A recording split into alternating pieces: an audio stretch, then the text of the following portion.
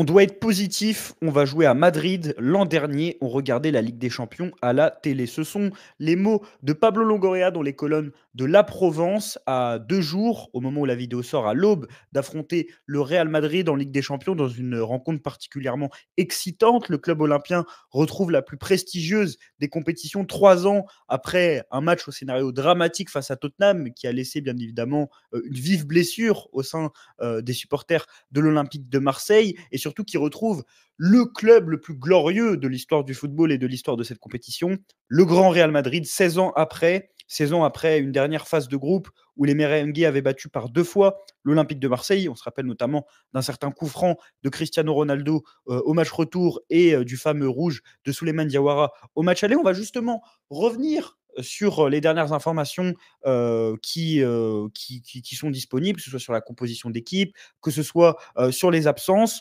à l'aube de cette rencontre entre le Real Madrid et l'Olympique de Marseille. Nouveau format qu'on prolonge, qui ne se limite plus au mercato. On analyse rapidement l'actualité de l'Olympique de Marseille en une dizaine de minutes. Vous avez été nombreux à réclamer des formats plus courts sur la chaîne YouTube. Bien évidemment, il y a à boire et à manger sur notre chaîne YouTube. D'ailleurs, n'hésitez pas à liker la vidéo et à vous abonner pour ne pas manquer les prochains contenus, également à nous suivre sur l'ensemble de nos réseaux sociaux. Car si vous désirez une vidéo, une preview, un avant-match beaucoup plus complet, détaillé, avec toutes les informations à savoir et notre analyse, c'est-à-dire celle de Top Lu et la mienne, allez voir la vidéo qui est sortie, la preview, une soirée historique en vue. On revient sur tous les éléments d'information avec la mise à jour qu'on va effectuer dès maintenant. Mais juste avant ça, on va s'intéresser surtout à l'interview de Pablo Longoria accordée à la Provence. Le président espagnol de l'Olympique de Marseille s'est adressé une nouvelle fois au quotidien régional, quelques semaines après y avoir fait une courte apparition afin de condamner les agissements de Jonathan Rowe et de Adrien Rabiot et surtout de livrer la version de l'Olympique de Marseille quant à cette histoire, un discours qui avait été marqué par l'émotion du président, mais également sa stupeur suite aux événements qui avaient suivi la défaite de l'Olympique de Marseille du côté de Rennes. Longoria a été questionné sur le parcours en Champions League, également sur des déclats passés d'Éric Dimeco. Première question sur l'objectif de l'Olympique de Marseille. Pablo Longoria a été assez flou par rapport à sa réponse, mais en même temps très clair, ce qui est assez paradoxal. Je ne veux pas donner d'objectif trop précis pour des raisons très claires. Parmi ces raisons, il y a l'idée, premièrement, que l'OM est concentré sur son objectif fondamental, celui d'une deuxième qualification consécutive en Ligue des Champions. Des propos qui interviennent et qui sonnent un peu en écho à ce qu'avait dit Mehdi Benatia en amont de la rencontre face à Lorient sur Ligue 1+. L'objectif principal de l'OM, c'est de finir dans le top 3. Donc pas forcément d'objectif clair et défini pour l'OM. Il ne dit pas que l'OM doit absolument sortir de la phase de groupe. Bien évidemment, on imagine que si l'OM ne venait pas à se qualifier pour le second tour de la Ligue des Champions, au moins pour les barrages, ce serait une catastrophe industrielle, étant donné que Brest et que tous les clubs français qui ont désormais participé à ce nouveau format ont plutôt réussi, surtout que les matchs, bien que certains vont être très corsés et qu'on est en Ligue des Champions et que donc le niveau est toujours relevé, certains sont plus abordables que d'autres qu'on pouvait avoir, par exemple, lorsqu'on avait la phase de groupe traditionnelle. Pablo Longoria a également évoqué la participation passée de l'Olympique de Marseille en Champions League sous Igor Tudor, un problème de gestion des émotions selon lui. L'année d'Igor Tudor, quand tu vois le déroulement de la compétition, tu ne penses jamais faire ce résultat avec l'Eintracht. On perd contre Francfort, puis on fait match nul contre Strasbourg. Après ce match à Strasbourg, on aurait dit des funérailles. Avec le recul, c'est ce que je me disais encore l'autre jour. Tu te demandes pourquoi tu étais en dépression. Pour lui, c'est vraiment un problème d'émotion qui a eu lieu au cours de cette campagne. Il faut mieux canaliser les émotions, car 3 ans plus tard, tu te dis que tu étais ridicule après Strasbourg. Il évoque également le match face à Tottenham, un traumatisme pesant pour tous les supporters de l'Olympique de Marseille et particulièrement pour son président. Tu te souviens de la dernière touche, je me souviens encore du but de Pierre-Emile Højbjerg. On pouvait être qualifié, aller en Ligue Europa et on s'est retrouvé sans rien. Mais ça, c'est le football. Le président de l'OM a également livré une analyse assez détaillée du tirage de l'Olympique de Marseille en évoquant également son excitation à l'idée d'aller jouer au Bernabéu. C'est pour aller au Bernabéu et jouer ce type de match que tu veux disputer cette compétition. Il faut avoir à l'esprit, garder de l'enthousiasme. C'est ce que je dis à tout le monde. On doit être positif. On va jouer au Bernabéu à Madrid. L'an dernier, on regardait la Ligue des Champions à la télé. Il témoigne du progrès de l'Olympique de Marseille. On n'a pas l'habitude de jouer le Real Madrid, contrairement à d'autres clubs français qui les affrontent régulièrement. On peut penser au Paris Saint-Germain. Lille les a affrontés l'année dernière et a fait un bon parcours en Ligue des Champions. L'OM reste un club qui, sur les 15 dernières années, n'est pas vraiment placé sur la carte européenne pour ce qui est de la Ligue des Champions. C'est un peu plus prononcé en Ligue Europa, mais en Ligue des Champions, on est globalement inexistant puisqu'on n'a plus disputé de huitième de finale depuis l'année 2012. Pour moi, le Real Madrid, c'est l'enthousiasme. Il y a Liverpool aussi et ses 500 millions d'euros sur le marché des transferts, champion de Première Ligue, un top club européen. Il évoque également l'Atalanta Bergame. Ce sera intéressant de voir la transition de Gasperini à Juric. On dit qu'il est très friand du football italien. Il a d'ailleurs travaillé du côté de l'Atalanta Bergame. Il évoque également le Sporting Lisbonne. Comme toutes les équipes portugaises, c'est toujours très compétitif en Europe. Il y a Bruges, une équipe toujours présente en Ligue des Champions. L'Ajax Amsterdam qui est également évoqué. L'Union Saint-Gilloise est championne de Belgique. Le club a mis en difficulté beaucoup d'équipes sur le plan européen. Voilà, il démontre sa connaissance du football européen et de l'écosystème du football européen et son respect également pour les adversaires de l'Olympique de Marseille. Il ne sous-estime pas ses adversaires. Il ne se montre pas trop ambitieux, mais il montre que quand même l'OM connaît une certaine excitation et une certaine ambition quand même à l'aube de cette Champions League. On pourrait clairement lui reprocher le fait de ne pas se fixer un objectif, ce qui ouvre quand même la porte au fait de normaliser une non-qualification pour le second tour qui serait quand même assez honteuse.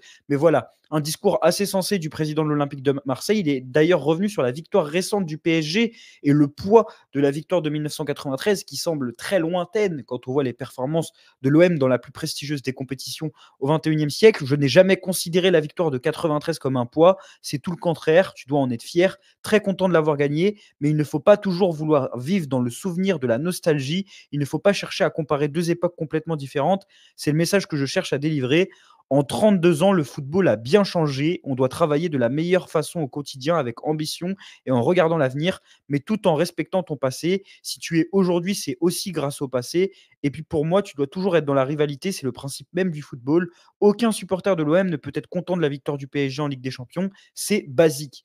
Donc Pablo Longoria qui évoque le poids quand même de 1993, on lui pose la question, lui dit que pour lui, c'est quelque chose d'important pour l'histoire du club, mais c'est quelque chose qui explique ce que le club est aujourd'hui, ce qu'il représente, mais qui ne doit pas l'empêcher de travailler mieux aujourd'hui. Et je suis assez d'accord avec son discours là-dessus. C'est vrai que quand même 1993, on a l'impression que c'est quelque chose qui est trop grand dans l'histoire de l'OM pour ce que l'OM est actuellement. Et on a l'impression qu'il en découle une ambition et une exigence autour de l'OM qui n'est pas réaliste, qui ne concorde pas, qui n'est pas conforme avec ce que ce club est capable de faire. Il a d'ailleurs répondu aux propos d'un champion d'Europe 93, Eric Dimeco, qui l'avait accusé d'être là pour les transferts. J'ai entendu, ça ne me fait pas de mal, sincèrement, chacun a son opinion, mais insinuer qu'il y a des délits, je trouve ça grave et je ne tolère pas.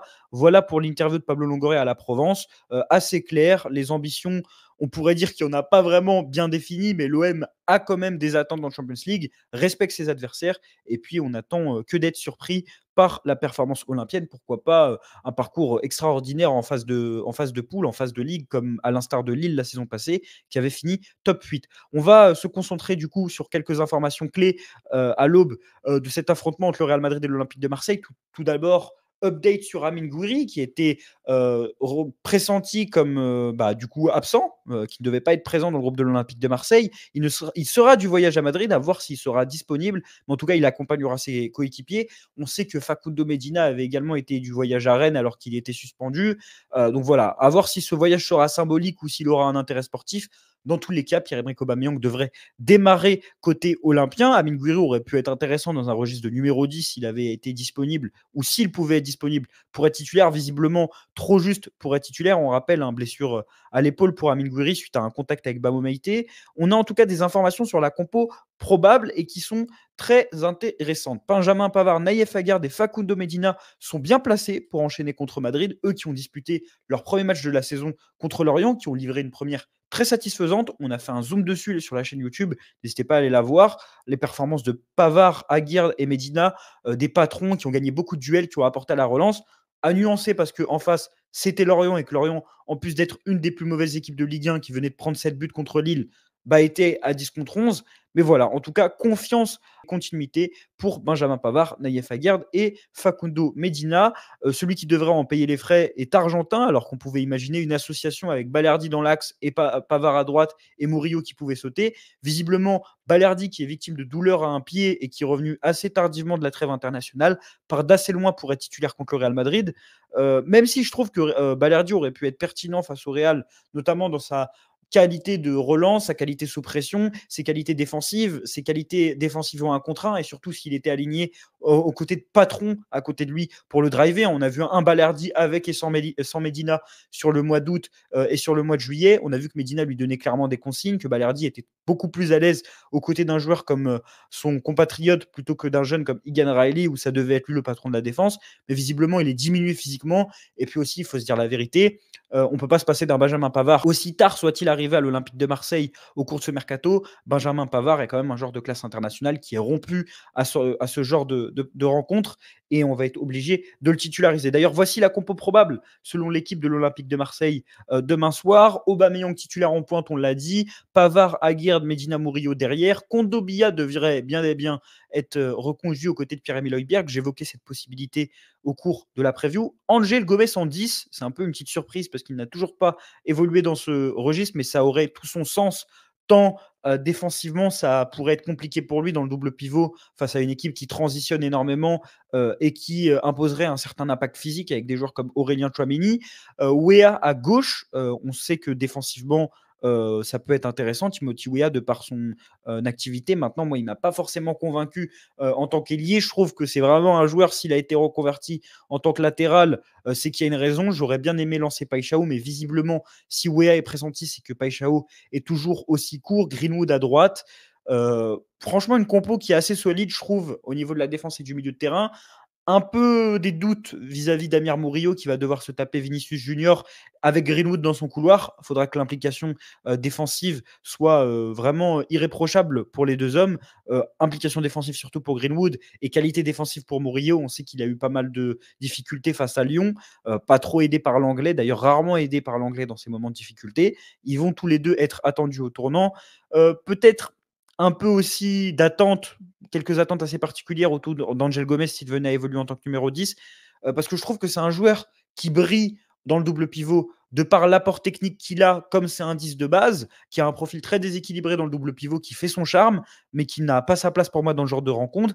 Par contre, en tant que 10, j'attends de voir ce qu'il va pouvoir proposer, parce que c'est pas forcément le joueur le plus décisif dans le dernier tiers. Et paradoxalement, il a marqué vendredi contre Lorient, mais c'était que son 5e but en Ligue 1. Donc voilà, j'attends beaucoup d'Angel Gomez, j'attendrai beaucoup également de Wea.